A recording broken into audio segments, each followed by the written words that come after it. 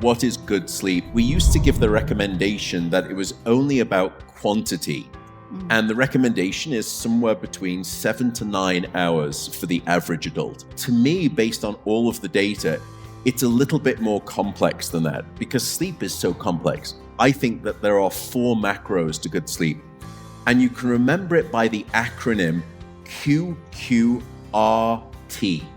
Quantity, quality, regularity, and timing. Quantity, 7 to 9 hours.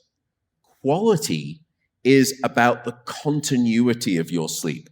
So you could get 7.5 hours, and so quantity is good.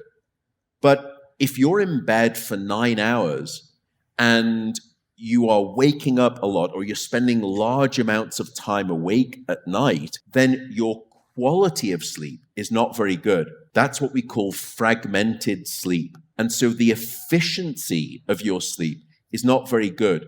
So you're spending 9 hours of time in bed, but you're only asleep for 7.5. R stands for regularity. This is a huge now finding in the sleep field. You have to be trying to go to bed and wake up at the same time each and every day. Now, of course, there's some variation in that. And in fact, there was a study recently published 6 weeks ago, and they looked at the quantity of your sleep versus the regularity of your sleep in terms of predicting your mortality. And what they found was that regularity was just as important as quantity. In fact, what they found was that it was almost twice as powerful in terms of predicting your all-cause mortality. The final one is T, so QQRT. T stands for timing. So it's something called chronotype, which is, are you a morning person? Are you an evening person? Or are you somewhere in between? I'm not a morning type. I'm not an evening type. I'm a neutral. So I would like to go to bed typically around about 11 p.m. and wake up around naturally 7:15 in the morning. You have to understand what type you are, and you can just Google a test, chronotype test, and it takes 2 or 3 minutes, and you'll find out. If you are an evening type, so you like to go to bed at midnight or 1 a.m., that's your preference. But society is forcing you to go to sleep at 10 p.m.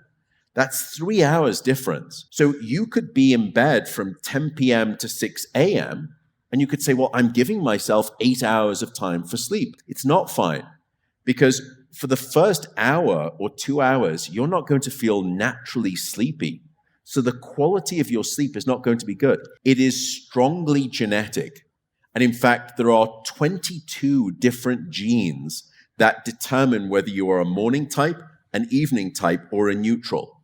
So in other words, you don't get to decide. And at birth, you already know we can already tell what chronotype you are. So if you were to think about this, naturally, if I'm on a desert island, no responsibilities, nothing to wake up for, what time do I think my body would like to go to sleep and wake up? And the reason I say, what time do you think your body wants to do that? Our minds are already polluted by societal influence that you have to be a morning type. The world is strongly biased, and it adds this stigma that if you're an evening type, then you're lazy because you can't get out of bed. We discriminate people on the basis of their chronotype, but both of them are genetically determined. It's not your fault. So if you find a way to sleep, your quantity of sleep, in synchrony with your chronotype, everything else usually falls into place. And I can't tell you how many people come to my sleep center and they say, I've got terrible insomnia. I just can't fall asleep. It takes me an hour, 2 hours to fall asleep. And then I say, what time do you normally go to bed? And they'll say about 10:30 p.m. And then we do the chronotype test with them. And we learn that they're someone who naturally would like to go to bed at 1:15 a.m. in the morning. So you don't have insomnia. You have a mismatch between your natural chronotype and when you're trying to force yourself to sleep. So if you were to ask me what is good sleep, quantity, quality, regularity, and timing.